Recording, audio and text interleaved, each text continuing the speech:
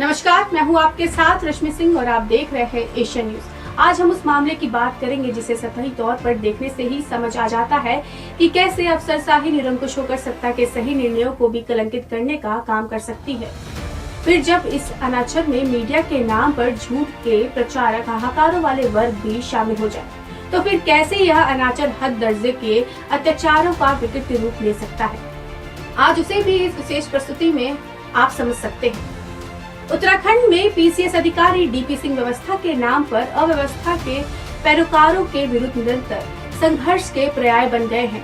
सूबा कोई भी हो, लेकिन गलत लोगों का मंसूबा हर जगह एक ही होता है, दीमक की तरह सिस्टम को चटकर जाना। इनसे जूझने वाले लोग बहुत कम, नाम अलग अलग होते हैं, लेकिन अक्सर उनकी इस ईमानदारी के परिणाम एक ही होते हैं, सतत प्रताड़ना और लांछन। उत्तराखंड जिस उत्तर प्रदेश की गर्व से अलग हुआ, उसी उत्तर प्रदेश में डीएसपी शैलेंद्र सिंह माफिया को मुंह तोड़ उत्तर देने में कोई कसर बाकी नहीं छोड़ी। नतीजा यह है कि शैलेंद्र सिंह के खिलाफ बड़ी साजिशों का जाल बुना गया, जो फिलहाल उत्तराखंड में पीसीएस अफसर दिनेश प्रताप सिंह के लिए किया जा रहा है। यहीं से इन दो राज्यों के बीच एक और समानता दिखती है। उत्तर प्रदेश में मुख्यमंत्री योगी आदित्यनाथ ने शैलेंद्र सिंह को माफिया के मकड़जाल से बाहर लाकर उन्हें इंसाफ दिलाया। ऐसा ही उत्तराखंड में मुख्यमंत्री पुष्कर सिंह धामी ने किया। धामी ने फर्जी तरीके से जांच के नाम पर अन्याय की आंच में लाए जा रहे डीपी सिंह को क्लीन चिट देकर सच का साथ दिया। धामी ने इस पहाड़ी राज्य की तलहटी से लेकर इसके शिखर तक अपनी जड़ें जमीनों में जुटे माफिया के विरुद्ध जाकर डीपी सिंह के लिए न्याय की व्यवस्था का उल्लेखनीय कार्य किया। फिर भी बिन संतोषियों का कोई क्या करे। सच सामने आने से वो डर से बिलबिला उठे। मुख्यमंत्री पुष्कर सिंह धामी ने पूरी जांच, सभी पहलुओं पर गौर करने के बाद डीपी सिंह को जो क्लीन चिट दी, अब स्पेशल जज की कोर्ट के निर्णय की आधी अधूरी और नितांत गलत व्याख्या कर इस बारे में झूठ प्रचार किया जा रहा है। इसमें मीडिया का नाम वह लोग भी सक्रिय हैं जो इस झूठ को अपने अपने भोंडे तरीके से सच का श्रृंगार प्रदान करने की साजिश में जुटे हुए हैं।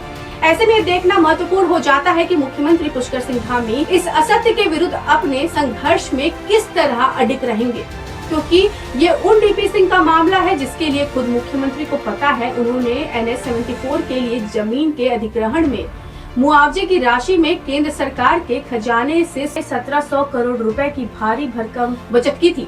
यह बचत उस सिंडिकेट को रास नहीं आई जो जमीन के बदले मुआवजे के नाम पर अरबों रुपए के घोलमेल की फिराक में था।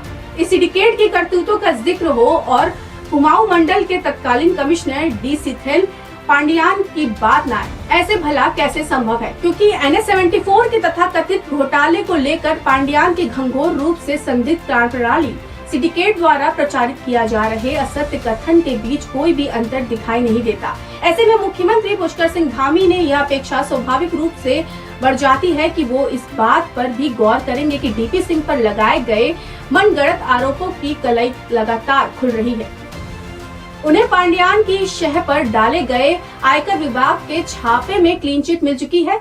सिंह के खिलाफ विजिलेंस की जांच भी उन पर आय से अधिक संपत्ति होने का अभी तक कोई आरोप सिद्ध नहीं हो सका। मुख्यमंत्री पुष्कर धामी इस तथ्य को भी जानते हैं कि डीपी सिंह प्रवर्तन निर्देशालय की जांच में स्पेशल कोर्ट को PMLA की धारा 45 के टेस्ट को पास कर चुके हैं। और महत्वपूर्ण बात यह है कि जांच से निकलकर आया कि जिन बैंक डेटेड 143 की बात होती है वो डीपी सिंह की पोस्टिंग से बहुत पहले की है। ऐसे में उत्तराखंड की पहाड़ी वादियों में यह सवाल गूंज रहा है कि क्या डीपी सिंह जैसे किसी अफसर को सिर्फ इस बात की सजा दी जाएगी कि उन्होंने राज्य की तलहटी को प्रदूषित कर रहे सिंडिकेट के खिलाफ पहाड़ बनकर उनका रास्ता रोकने का पुख्ता बंदोबस्त किया।